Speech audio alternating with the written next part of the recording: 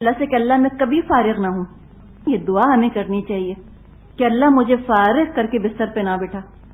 اتنی تکلیف دہ چیز ہے کہ انسان کچھ کنٹریبیوٹ نہیں کر پا رہا دنیا کے لیے، نہ اپنے لیے کچھ کر سکتا ہے، نہ کسی اور کے لیے کچھ کر سکتا ہے.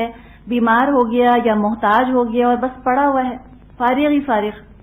جو فارغ ہوتے ہیں وہ تو نہیں تھکتے، مصروف ہوتے ہیں وہی تو تھکتے ہیں. تو یہ تھکن خود بڑی نعمت ہے، اور مصروفیت خود کتنی بڑی نعمت ہے. انسان مصروف رہتا ہے، خوش رہتا ہے، ذہن کام کرتا رہتا ہے، صحت رہتی ہے. صحت ہوگی تو کام کریں گے، اور انسان بہت سی برائیوں سے بچ جاتا ہے. فراغت تو بہت سی برائیاں لے کر آتی ہے نا، اور مصروف انسان بہت سی برائیوں سے بچ جاتا ہے. جو فارغ رہتے ہیں ان کا غصہ بھی زیادہ ہوتا ہے. مصروفیت کے ساتھ تو غصہ وغیرہ بھی انسان کا کم ہونا چاہیے، اس لیے کہ مصروفیت اگر انسان چاہتا ہے تو غصے کے ساتھ پھر وہ اپنا وقت ضائع کرتا ہے، صلاحیت کو ضائع کرتا ہے. تو مصروف رہنا بڑی چیز ہے. حدیث میں یہ مضمون آتا ہے کہ دو ہی چیزیں ہیں انسان کے پاس جن کو وہ صحیح استعمال نہیں کرتا اور نقصان اٹھاتا ہے. یعنی مضمون یہ ہے، ایگزیکٹ الفاظ نہیں. اور وہ کیا ہیں دو چیزیں جو نعمتیں اللہ نے دی ہیں؟ صحت اور فرصت. صحت اور فرصت بڑی چیز ہے. تو فرصت کو کاہلی میں انسان ضائع نہ کرے.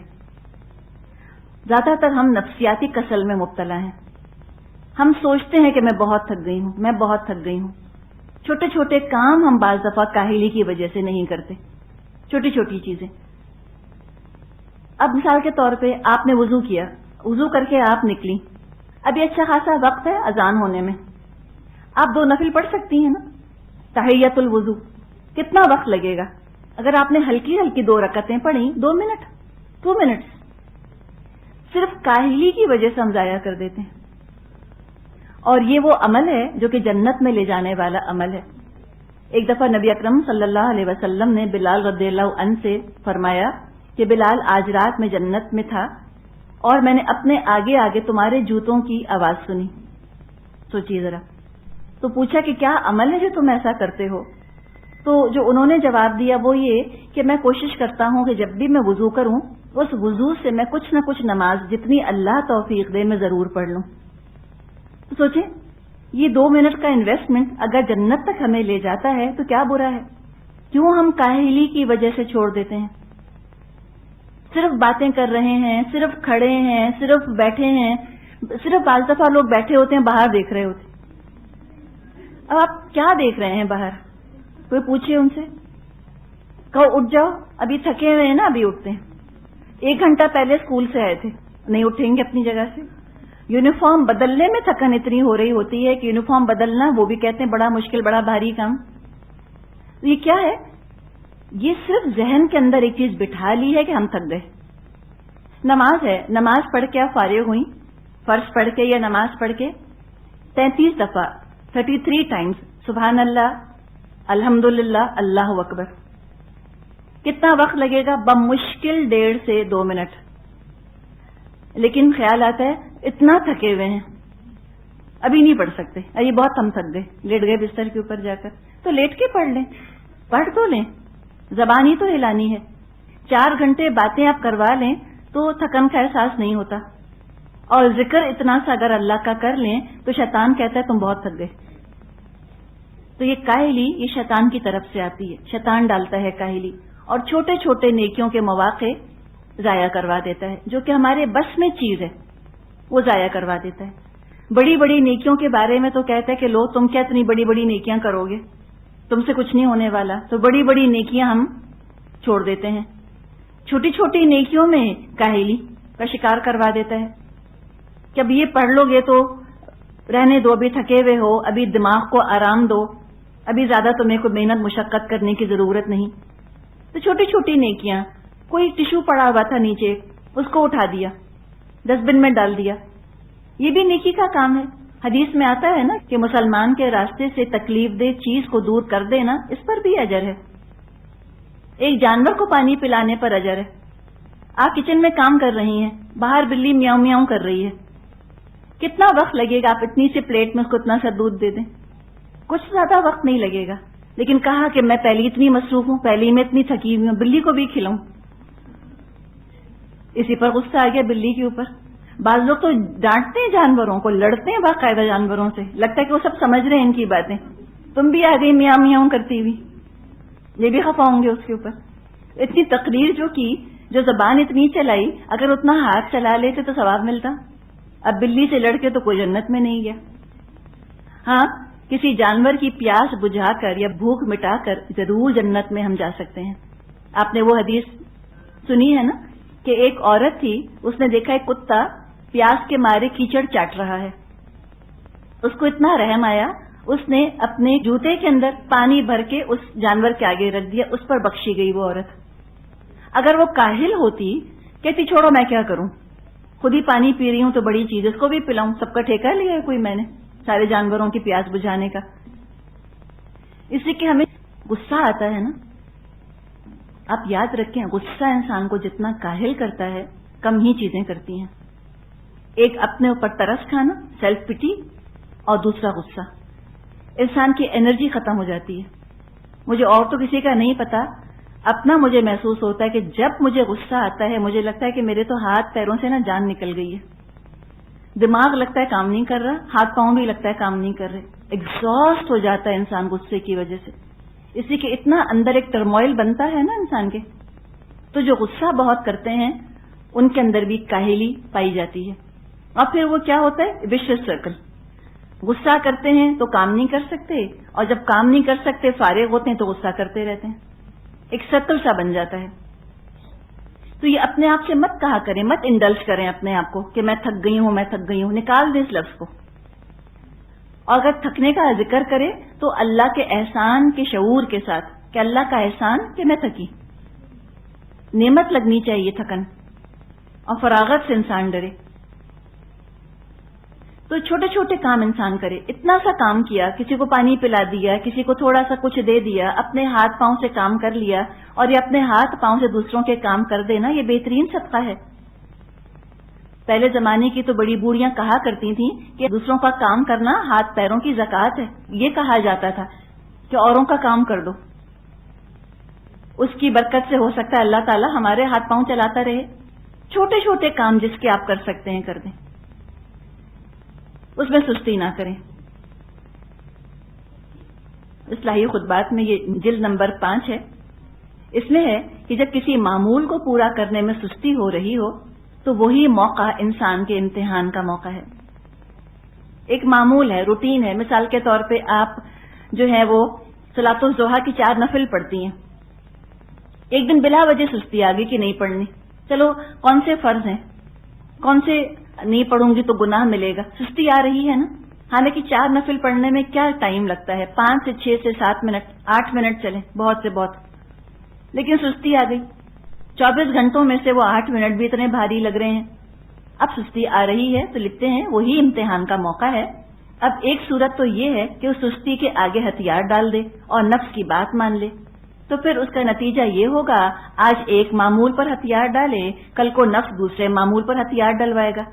پھر آہستہ آہستہ طبیعت اس سستی کے تابع اور اس کی عادی ہو جائے گی، سستی کی عادت ہو جائے گی. اور دوسری صورت یہ ہے انسان اس سستی کا ہمت سے مقابلہ کر کے اس کو اس معمول کو کر گزرے، محنت اور مشقت کر کے زبردستی اس کام کو کرے. پھر اس محنت اور مشقت اور مقابلہ کرنے کی برکت سے اللہ تعالیٰ آئندہ بھی معمولات کے پورا کرنے کی توفیق عطا فرمائے گا.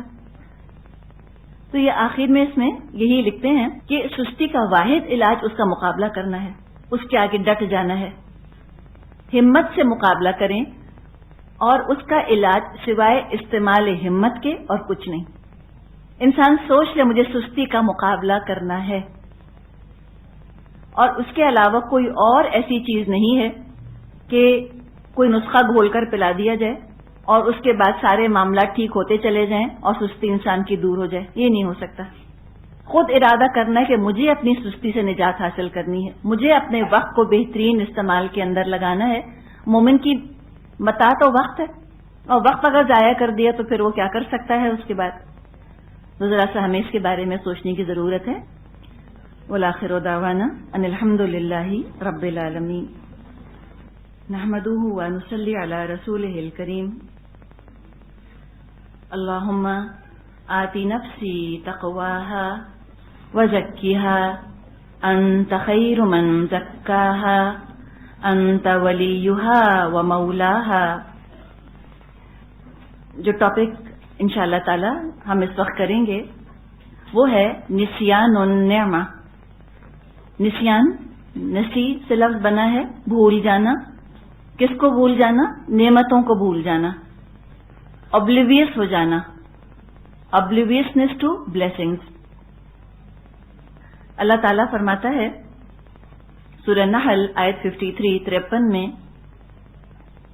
وَمَا بِكُم مِّن نِعْمَةٍ فَمِنَ اللَّهِ، اور جو بھی نعمت تمہارے پاس ہے وہ اللہ کی طرف سے ہے.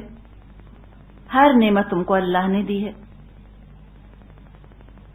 اللہ تعالیٰ نے فرمایا ہے وَآتَاكُم مِّن كُلِّ مَا سَأَلْتُمُوهُ وَإِن تَعُدُّوا نِعْمَةَ اللَّهِ لَا تُحْصُوهَا. اللہ نے تم کو دیا جو تم نے مانگا. اگر تم اس کی نعمتیں گننے کے لیے بیٹھو، جو اللہ نے نعمتیں تم کو دی ہیں، تم ان کا احاطہ کر نہیں سکتے. قرآن میں ہم بار بار اللہ کی نعمتوں کا ذکر پڑھتے ہیں. اللہ تعالی ہمیں احساس دلاتا ہے، شعور دلاتا ہے کہ تم اپنی نعمتوں کو محسوس کرو تاکہ تمہارے اندر شکر گزاری پیدا ہو. تم اللہ کی عبادت کرو شکر گزاری کے جذبے کے ساتھ. قرآن شروع ہی ہوتا ہے الحمدللہ رب العالمین. کل شکر کل تعریف اللہ کی ہے جو رب العالمین ہے. کون ہے وہ؟ الرحمن الرحیم، بہت مہربان، بار بار رحم فرمانے والا ہے. اللہ تعالیٰ کے جو یہ نام آتے ہیں رحمان اور رحیم، اس کے بارے میں علماء نے بہت کچھ لکھا ہے، بہت خوبصورت باتیں کی ہیں. ایک بات جو کہ ذرا سی مختلف ہے نعمتوں کے حوالے سے، اس کا انشاءاللہ ہم یہاں ذکر کرتے ہیں. کچھ علماء کا کہنا ہے کہ رحمان، اس میں ایک شان ہے نا، ہیجانی کیفیت ہے. تو رحمان یعنی یہ اللہ کی وہ صفت جو اس نے نعمتیں ہم کو دی ہیں. رحمان وہ ہستی جس نے وہ نعمتیں دی جو کہ ہم محسوس کر سکتے ہیں، یعنی کہ آنکھ، کان، موٹی موٹی چیزیں جو نظر آ رہی ہیں ہم کو، یہ رحمان نے دی ہیں. اور رحیم، رحیم کے اندر لطیف نعمتیں. رحیم کون؟ لطیف نعمتوں کا دینے والا، سٹل بلیسنگز، جن کا اس وقت تک شعور نہیں ہوتا جب تک کہ وہ نعمتیں واپس نہ لے لی جائیں. تو رحمان محسوس کی جانے والی نعمتوں کا دینے والا، رحیم غیر محسوس نعمتوں کا دینے والا. مثال کے طور پہ آنکھ ہی کی ہم بات کر رہے تھے. سب مانتے ہیں کہ آنکھ نعمت ہے. رحیم کیا ہے؟ اس آنکھ کے اندر جو موئسچر ہے، نمی ہے، کتنی بڑی نعمت ہے. بعض لوگوں کو مسئلہ یہ ہو جاتا ہے کہ ان کی آنکھیں خشک ہونے لگتی ہیں، شدید کھجلی رہتی ہے ان کو آنکھوں کے اندر. پھر وہ دوا ان کو دی جاتی ہے جو کہ ان کی آنکھوں کو لبریکیٹ کر کے رکھے. اسی طرح اس وقت الحمدللہ ہم یہاں بیٹھے ہیں اور ہم نے چاہا ہم اپنی آنکھیں کھولیں. ہم اپنی آنکھیں کھول کے بیٹھے ہوئے ہیں. ہمیں کیا یہ احساس ہوا کہ یہ جو آئی لڈ ہے، یہ پپوٹا، یہ جو اس وقت اٹھا ہوا ہے، یہ کتنی بڑی نعمت ہے. ایک ہمارے جاننے والے ہیں، ان کو یہ بیماری ہو گئی تھی کہ ان کا یہ پپوٹا کھلا نہیں رہتا تھا، بار بار بند ہو جاتا تھا، آئی لڈ بند ہو جاتا تھا. آپ سوچیں کہ جب بار بار اس طرح ان کی آنکھ بند ہو، نہ وہ ڈرائیونگ کر سکتے، نہ وہ کہیں پڑھا سکتے، کوئی کام جس میں کہ احتیاط کرنی ہو یا کنسنٹریشن والا کام ہو ان سے ہو نہیں سکتا تھا. کہ آنکھ کا کھلا رہنا یہ کتنی بڑی نعمت، غیر محسوس چیز، ہم سوچتے بھی نہیں اس کے بارے میں. جب یہ چیزیں واپس لے لی جاتی ہیں تو ان کے نعمت ہونے کا احساس ہوتا ہے. ہاتھ ہے، ہم کہتے ہیں ہاتھ بہت بڑی نعمت ہے، کوئی شک نہیں. یہ جو انگوٹھا ہے ہمارا، یہ دیکھیں، کبھی ہمیں لگا کہ یہ نعمت ہے؟ सिकंदर आजम जब हमला करता था किसी मुल्क पे और वहां जब कैदी लोग बनाए जाते थे वो उनके अंगूठे कटवा देता था। अंग्रेज जब आए हिंदुस्तान में तो बंगाल में मलमल बनाई जाती थी, बहुत ही खूबसूरत, बहुत ही नरम और फाइन वो मजलिन होती थी, मलमल होती थी। अंग्रेजों ने ये किया कि मलमल बनाने वालों के अंगूठे कटवा दिए तो वो मलमल बना ना सके, खत्म हो गई। उसके बाद अंगूठा ना हो ना हम पेंसिल पकड़ सकें। आप जरा पकड़िए, पेंसिल पकड़ सकती हैं बगैर अंगूठे के? कितने काम हैं जिसके लिए हमें अंगूठे की जरूरत पड़ती है। अगर ये अंगूठा ना हो हम एक चाय का मग ना उठा सकें, हमें इसकी जरूरत पड़ती है। और है क्या, छोटा सा है। अगर कोई हमसे कहता है कि हाथ का डिजाइन दो, जैसे कि वो टेंडर इशू करने होते हैं ना, तो लोगों से कहा जाता है कि हम फलां चीज बनाने वाले हैं और अब जो है वो तुम उसके डिजाइन ला कर दो, तो हम तो 5 बराबर की उंगलियां शायद बनाकर ले जाते। ख्याल भी ना आता कि इस अंगूठे को इतना छोटा होना चाहिए। लेकिन कैसे अल्लाह ताला ने हर चीज को मुनासिब रखा है। ये अंगूठा कितनी बड़ी नेमत है, कभी ख्याल हमको आया भी नहीं होगा शायद। तो इतनी नेमतें हैं जो कि हमारे रब ने हमको दी हैं। जहां तक नेमत का ताल्लुक है उसको अगर हम 2 कैटेगरीज में डिवाइड कर लें, एक है उसूलुन निअम और एक है फुरूउन निअम। कैसे? उसूल लफ्ज बना है असल से, असल कहते हैं जड़ को, कि वो ब्लेसिंग्स जो कि असल हैं, जड़ हैं। और फुरूउन निअम, फुरू कहा जाता है ब्रांचेस को, शाखों को, वो शाखें हैं। यूं समझ लें primary blessings and secondary blessings. उसूलुन निअम क्या है? असल में वाकई जिसको कि नेमत कहना चाहिए वो क्या चीज है? उसूलुन निअम, इसके अंदर है ईमान, हिदायत, सब्र की सिफत, शुक्र की सिफत, जन्नत, जन्नत है ना असल नेमत, जन्नातिन नईम नाम ही आता है उसका, जन्नत है नेमत। नेकियों में दौड़ लगा देना, इबादत में तेजी दिखाना, अखलाक का आला होना, ये हैं असल नेमतें, ये जड़ हैं, यही हैं दरअसल तो नेमतें। और ये जितनी ज्यादा ये नेमतें इंसान के पास होंगी, जितना ज्यादा ईमान होगा, हिदायत होगी, अखलाक आला होगा, जितना नेकियों में दौड़ लगाते होंगे, जितनी ज्यादा कोई इबादत करता होगा, जितनी नेमतें ज्यादा होंगी ये वाली, आखिरत में हिसाब उतना ही हल्का। नबी अकरम सल्लल्लाहु अलैहि वसल्लम ने फरमाया है कि अल्हम्दुलिल्लाहि अला निअमतिल इस्लाम, कुल शुक्र और तारीफ है अल्लाह की इस्लाम की नेमत पर, व कफा बिहा निअमा, और वो काफी है बतौर नेमत। इस्लाम, सबसे बड़ी नेमत इस्लाम और ईमान। खुद अल्लाह ताला ने ये बात फरमाई है नेमतों के जिक्र में कि अल यौमा अकमलतु लकुम दीनकुम, आज के दिन मैंने तुम्हारा दीन कमाल को पहुंचा दिया। व अतममतु अलैकुम निअमती, और मैंने अपनी नेमत तुम पर मुकम्मल कर दी। व रदीतु लकुमुल इस्लाम दीना, और मैंने इस्लाम को तुम्हारे लिए बतौर दीन पसंद कर लिया। तो ये है असल में नेमत, दीन, ईमान। उसके बाद जो फरौन नेमा है, इसमें बहुत सारी चीजें आती हैं। सेहत है, जहानत है, फिर जिंदगी की सजावट है, वो भी नेमतें हैं। अल्लाह ताला ने फरमाया है सूरह कहफ में कि अलमालु वल बनूना जीनतुल हयातिद दुनिया, माल और बेटे या माल और औलाद ये दुनिया की जिंदगी की जीनत है, नेमत है, ठीक है। लेकिन फरौन नेमा में मसला ये है कि ये जितनी ज्यादा होंगी, दौलत, सेहत, जहानत, औलाद, ये जितनी ज्यादा होंगी हिसाब उतना ही ज्यादा होगा क़यामत के दिन। अपनी नेमतों की हिफाजत करना भी हमारी जिम्मेदारी है। उलमा कहते हैं कि नेमतों को कैद कर लो, नेमतों को बचा लो, संभाल लो शुक्र के जरिए से। शुक्र के जरिए से नेमतों की हिफाजत की जाती है। اور نافرمانی نعمتوں کو لے جاتی ہے. نافرمانی نعمتوں کی دشمن ہے.